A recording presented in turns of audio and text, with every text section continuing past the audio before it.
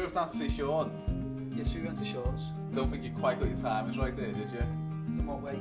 Well, we were going down to see what Sean's offering was, but we ended up having a bit of a chat on the beach waiting for the time to go out. You organised this?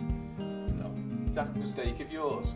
Gave us a bit of a time to chat to him about the importance of local produce. In terms of local suppliers, I think you were the first supplier to supply us with local produce. I think right, you're probably the yeah. closest And as the well. closest, Yeah, I'm only what? Less than 2 miles down the Yeah. road, aren't I, really? So at least when you're using local produce, you get that seasonality. Yeah. If you're buying from abroad, strawberries, they're rank. Yeah. Out of season, I just stopped buying them at the end of the day because cotton wool and acid, I think, is a You guess so? description. Down there, even in the wettest weather, Yeah. you're just there, aren't you? You're part of It's something, happening. it's real, it's gritty, and it's rewarding. Well, the weather we've actually had over the past few weeks, it was actually a good day. It was bright, weren't it? So we've got the good end of his job. There must be some horrific times when he's got to go out in that. So we had a chat with Sean, and he drove off, left us stranded, and we had to follow him in by foot across some rock pools. You had me off there again, didn't you? With your Emmerdale farm suit on. I feel like this is every time a mistake happens. So this is in the search of even fresher local produce. We're now going off-road. We're on the search for our mussel man. Sean's down here somewhere. Sean's been supplying the restaurant for a couple of years with mussels. Couldn't you make the beds a bit closer? You're sorting these out by size then? Yeah, just knowing what 23 years of Yeah.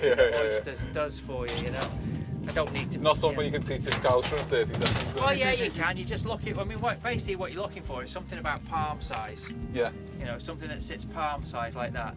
This is probably 85, 90 gram, that. Yeah. And I reckon if you're going to set of scales, I'm probably right. as I well. feel it. Yeah, you're right, yeah. So then these just go back into a bag. Yeah. So then what we're trying to do is take the ones from the bottom and return them to the top. Yeah. And the ones from the top, return them to the bottom. Yeah. If I was to show you this rack on the top here, these are all nice and smooth shell. Yeah. If you were to take ones from the bottom, they'll have all the new crinkly shell on them. So what we're trying to do is rotate them round, so we just using the waves to knock the shell off, less stress and stuff on them.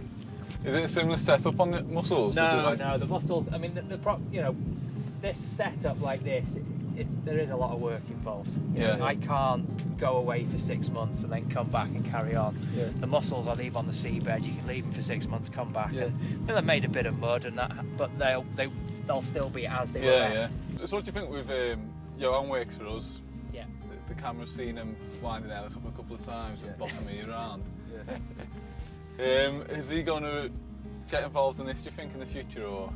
Yeah, he's going to be this world famous chef, isn't he? How did he start getting into chefing? What was his Ambition? his I ambition? have absolutely no Because- idea. It just came out of the blue. It was like a left field one. Sort of, I want to be a chef, Dad.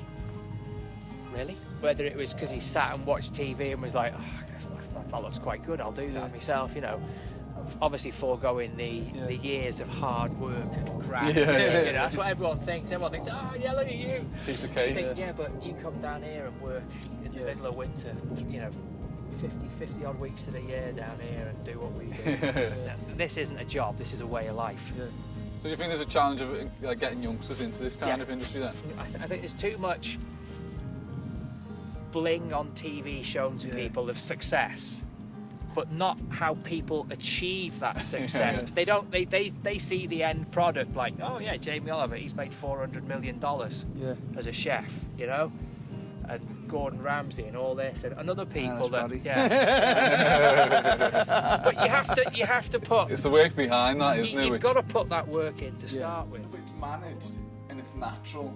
I was really thought it was interesting the way he was talking about the protein content of oysters and mussels. There are only a couple of species of insects that can produce such high quality proteins for less than an oyster or a mussel. I mean, if you wanted to feed the world and you wanted to say, right, I want everyone to have, you know, their 90 grams or whatever it is of protein every day, and you want to get it as high quality, you're not going to do that with farming. It would just destroy the planet and what have you. Whereas these, you can. Well, so we're not eating oysters. Can we go and nab some mussels then? Nab them both if you want. You can make a mix then. I think On the menu next week. it's a great smell off them as well, isn't it? We're gonna go and have some scoff, yeah? Don't worry, do you?